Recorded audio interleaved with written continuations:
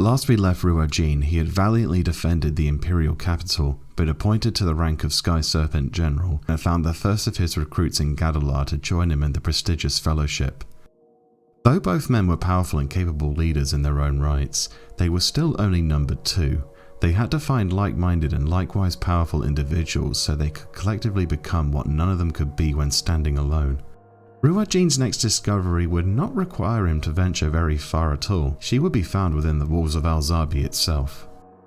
When meeting her for the first time, one would be well forgiven for misreading Najalif Tyra.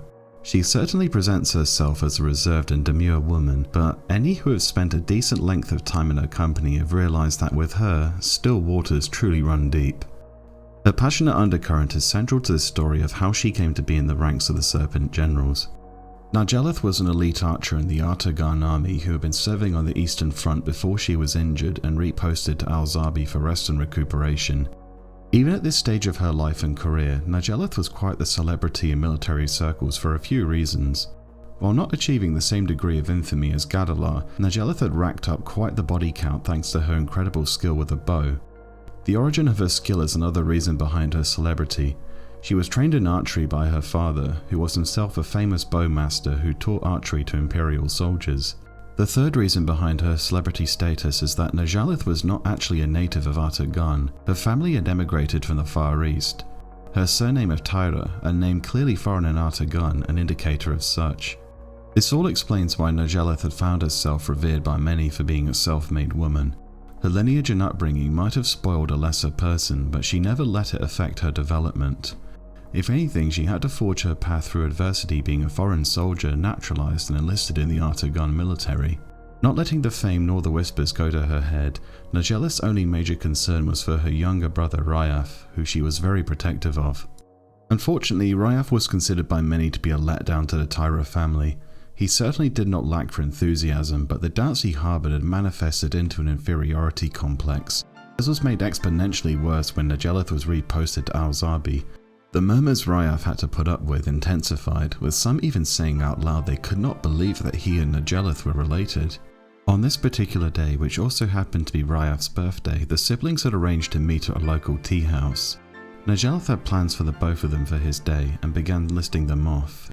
Ryaf tried to get a word in. Najalith then asked if he liked them to go and get something to eat, or whether he liked Najalith to make something. She had been working on her baking skills while her wound mended after all. Starting to get a bit riled, Ryaf tried to say something, but then Najalith wondered out loud how she was going to afford the hat she wanted to get him. It was when she said she could sell her medals to cover the cost that Ryaf finally snapped. He said that he wanted Najalith to stop looking out for him so much. Najalith said that she had been compelled to ever since their mother died when they were young, and their father's work that had left them to look out for one another more than most children should ever have had to. Ryaf appreciated the concern, he truly did. But as he said, they were both adults and both enlisted in the military. The time for mollycoddling was long past in his eyes. The murmurs may have not been getting to Najalith so much, but they had been to Ryaf, and Najalith thought it was time to address his concerns.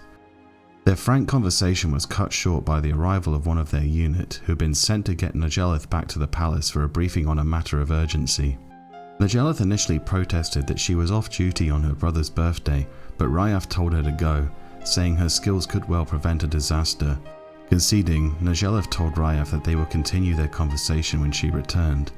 For all of her great gifts, Najalith had a glaring blind spot for the ones she loved, and it would prove costly.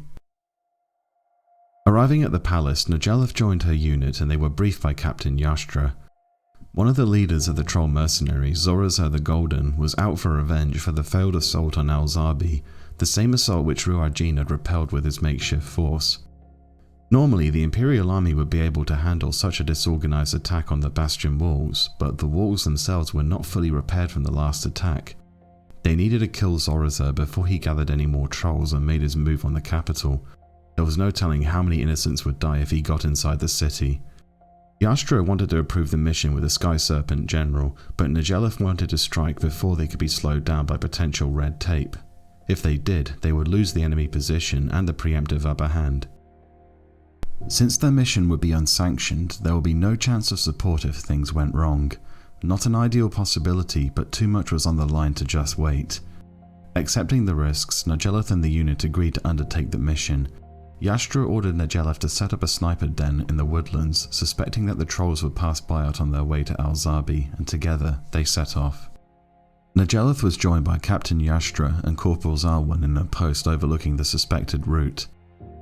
Hours passed and there was no sight of Zoraza or his troops. Then, suddenly, Najeleth heard them coming, but something was wrong. The sound of their footfalls could be heard all the way from their tower.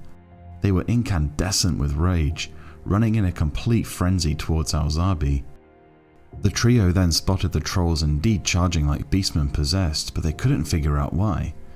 This made Najeleth's job immensely more difficult, as landing a fatal shot on a heavily armoured target moving that fast was a tall order. Then, Najeleth saw something which made her heart stop. She spotted Ryaf running for his life.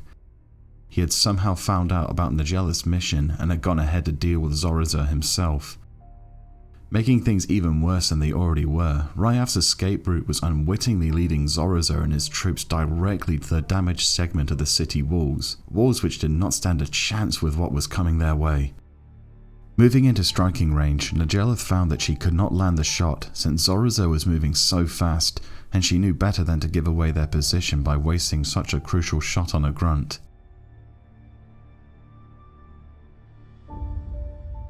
Yastra then gave Najeleth another option. If she could not land the killing shot on Zoraza, she could shoot Ryaf. Unable to believe what Yastra had just said, she turned to him in indignation. Yastra's case was sound though. They now faced three possible outcomes. If Najeleth's shot killed Zoraza, the disaster could be averted. If it hit Ryaf, the trolls would have the object of their wrath as a trophy, and might return to Halvlong long enough to repair the walls. But if she missed both or refused to take the shot, Ryaf would lead them directly into the city, killing countless innocents. Yastra yelled at Najeleth to take the shot. She knocked her arrow and drew her bow, taking aim.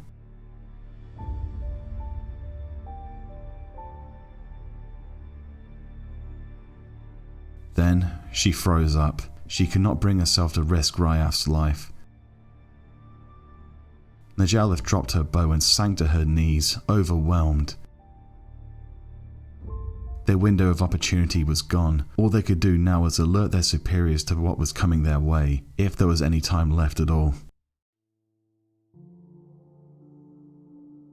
Sure enough, the trolls wreaked utter havoc in Al-Zabi. With not enough prior warning to prepare for their arrival, hundreds of soldiers and civilians alike were slaughtered by Zoraza's rampaging horde before they were brought down. Ryaf, who had fled to the back line of the battlefield, tried to explain himself to a furious Najeleth. He had learned of the troll's route from a rumour monger, and, desperate to make a name for himself and finally step out from under his family's name, he lay in wait for Zoraza to come by, planning to assassinate him. He failed miserably. On the verge of tears, he told Najeleth that he had no idea Zoraza would be so strong. Najeleth was beside herself with anger and could say nothing to him, instead slapping him across the face with all the strength she had left. Following this massacre, Ryaf was detained in solitary confinement, while Najeleth confined herself to barracks. Word had quickly spread about what happened out in the woodlands, and with it, Najeleth's celebrity status came to an abrupt end.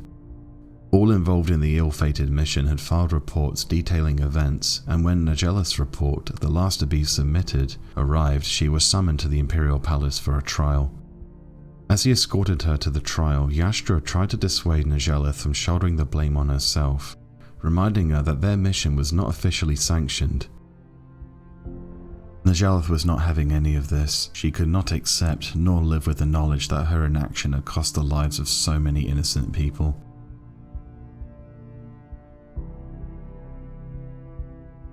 Convinced that she was going to her death, Najeleth bid Yastra farewell and announced her arrival to the general who would decide her fate.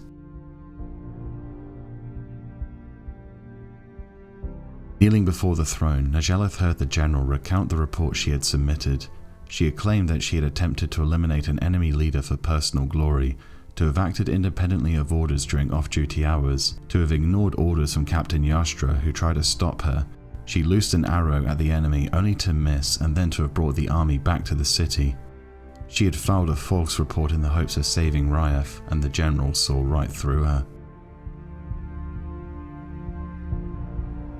Raising his voice for the first time and drawing the algol, General Ruajin told her that he had received reports from the others involved in the mission.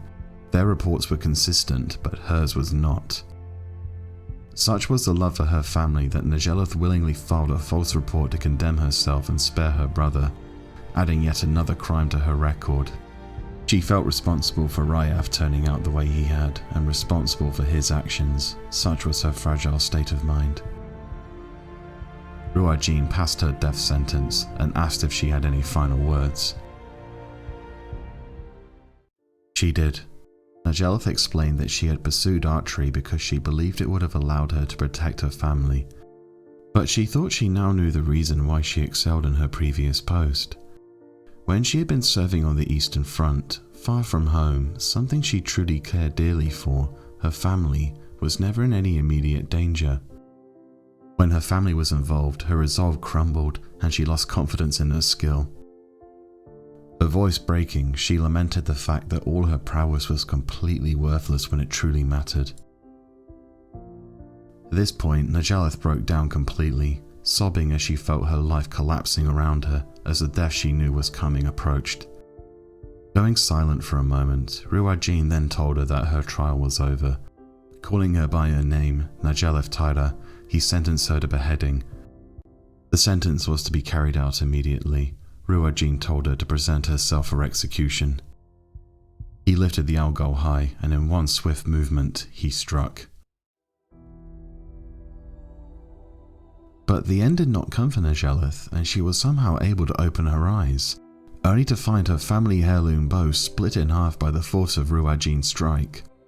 He told her that Najeleth Tyra had indeed been executed according to military law, and that Najeleth Varevia had been appointed to the captaincy of the Sky Serpent General's personal guard. Ruajin had seen straight through her to the real issue. He knew that what Najeleth really lacked was the courage to act, to accept the possibility of losing something dear to her, and the resolution to risk what she loves for the greater good. By fighting under his command, Ruajin believed that Najeleth would master herself. She would also repay her debt to the people of Artagan by saving the lives of innocents in the many battles to come. By destroying her family bow and giving her a new one, he had effectively executed Najeleth Tyra and given Najeleth a new name and lease on life. Exactly how he became the Sky Serpent General himself. Najeleth swore to make the most of the opportunity Ruajin had given to her to make amends, and from that day forward, her path to becoming the Gale Serpent General began. Najeleth served with great distinction under Ruajin and Gadalar, making good on her word to master herself. In time and through the countless battles the burgeoning Serpent Generals found themselves waging, she would rise to the rank of Gale Serpent General. Najeleth's presence in the Fellowship was a welcome and calming one for the soldiers who responded very well to her compassionate heart. Najeleth would never completely forgive herself for what had happened on that day, but the admiration she had lost recovered with each successful mission and saved life. Someday, she would return to face her family once more. Join me next time for the next tale in the Saga of the Serpents.